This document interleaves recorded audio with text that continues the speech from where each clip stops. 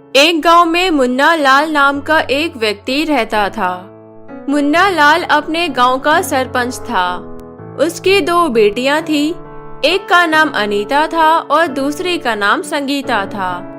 सरपंच की बड़ी बेटी अनीता हमेशा एक कमरे में बंद रहती थी और छोटी बेटी जब भी बाहर खेलने जाती थी तो उसे गांव की लड़कियां चिढ़ाया करती थी। अरे संगीता, तेरी बड़ी बहन चुड़ैल है क्या, जो हमेशा घर में बंद रहती है?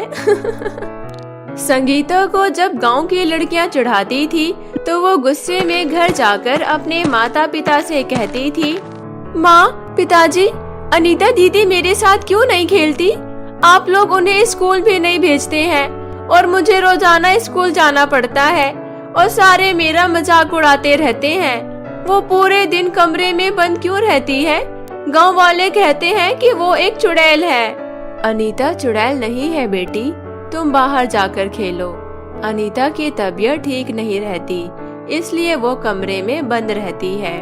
संगीता जब चली जाती है तो मुन्ना लाल की पत्नी मुन्ना लाल से कहती है, इस तरह कब तक हम अनीता को बंद करके रखेंगे? आज नहीं तो कल लोगों को उसकी असलियत पता चल ही जाएगी।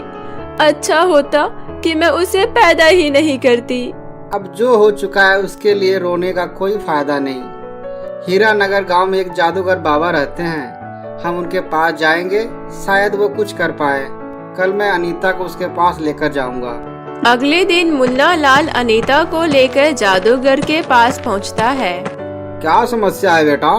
तुमने इस लड़के के हाथ क्यों बांध रखे हैं? समस्या ये है बाबा, ये लड़की जिस चीज को छूती है वह बर्फ बनकर जम जाती है, इसलिए डर के मारे हमें इसे कमरे में बंद करके रखना पड़ता है। अगर गांव में इसने किसी इंसान को छू लिया तो वह बर्फ बन जाएगा। बेटा, मैं इसके हाथ तो ठीक नहीं कर सकता, लेकिन मैं तुम्हें एक जोड़ी दस्ताने देता हूँ। अपने बेटी को ये दस्ताने पहना देना। इन्हें पहनने के बाद तुम्हारी बेटी घर से बाहर निकल सकती है। अनीता दस्तानों को लेकर बहुत खुश होती है, क्योंकि अब वो किसी भी चीज को अपने हाथों से पकड़ सकती थी। बेटी, अब तुम गांव में घूम सकती हो, लेकिन अपना यह राज किसी को मत बताना कि तुम जिस चीज को छुओगी वह बर्फ बन जाएगी। अगर तुम किसी को बताओगे तो हो सकता है लोग तुमसे डर कर भागे। अनीता अब अपनी छोटी बहन के साथ खेलने लगी और उसने बाजार में घूमना फिरना भी शुरू कर दिया।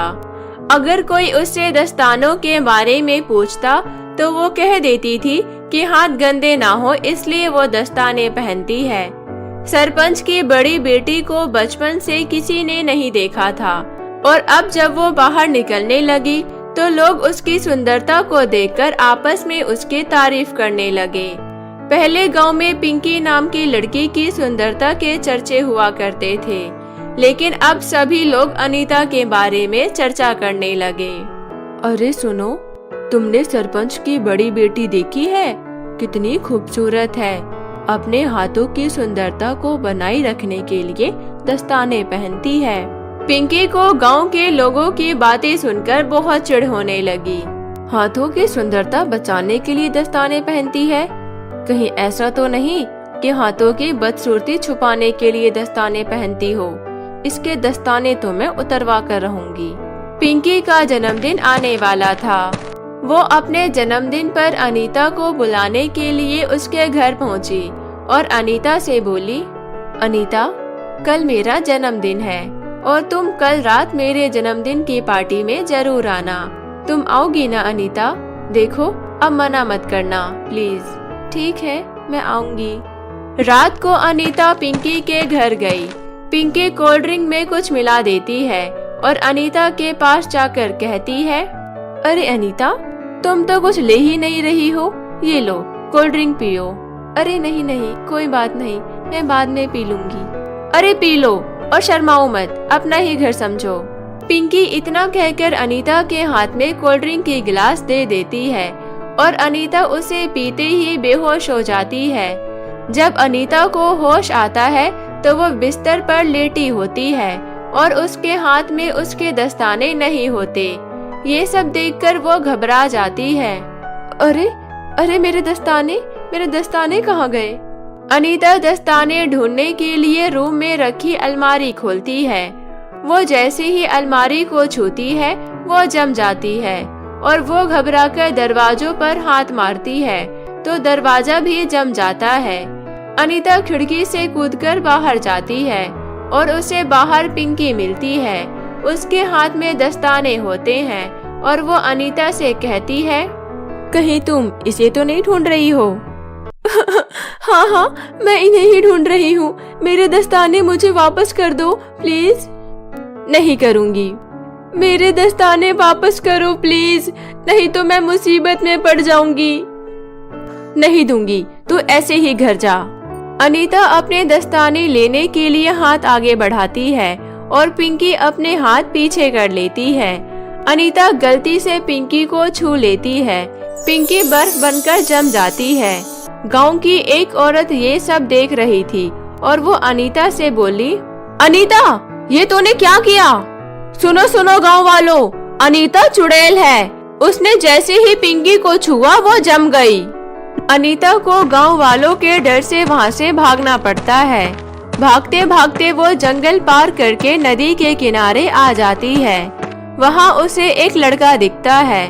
वो लड़का जब अनीता को देखता है उसे वो बहुत पसंद आती है। वो लड़का अनीता से बोलता है, तुम चाहो तो मेरी नाव में बैठ सकती हो। ठीक है, मैं तुम्हारी नाव में बैठ जाती हूँ, लेकिन तुम मुझसे दूर रहना क्योंकि मुझे एक अजीब सी बीमारी है। तुम क्या करते हो? मेरा नाम साहिल है। मैं शहर से बर्फ लेकर आता हूँ और गांव में बेचता हूँ। तुम्हें क्या बीमारी है? मैं जिस भी चीज को छूती हूँ वो बर्फ बन जाती है। अच्छा, तो ये बात है। तुम्हें इस बीमारी को अभिशाप नहीं समझना चाहिए। वो लड़का एक बाल्टी में पानी भरता है और अनीता से पानी में उंगली डालने के लिए कहता है। अनीता जैसे ही पानी में उंगली डालती है पानी बर्फ बन जाता है। तुम चाहो तो मुझसे विवाह कर सकती हो। तुम इसी तरह बर्फ जमाना और मैं बर्फ बेचूंगा। इस तरह मेरा शहर जाने का खर्चा भी बच जाएगा। लेकिन मेरे दस्ताने तो मेरे गांव में ही रह गए हैं और मेरे माता पिता भी मेरी चिंता कर रहे होंगे। तुम चिंता मत करो, एक पत्र लिख दो, मैं वो तुम्हारे माता पिता तक पहुंचा दूंगा और तुम्हारे दस्ताने तुम्हारे गांव से वापस ले आऊंगा। अनीता एक पत्र में लिख देती है कि वो नदी किनारे एक गांव में सुरक्षित है और विवाह करने वाली है। साहिल पत्र ले जाकर उसके माता पिता तक पहुंचा देता है। चलो अच्छा हुआ, बेटी सही सलामत तो है। साहिल दस्ताने लेकर अनीता के पास पहुंच जाता है। अनीता और साहिल विवाह कर लेते हैं और खुशी खुशी अपना जीवन बिताने लगते हैं।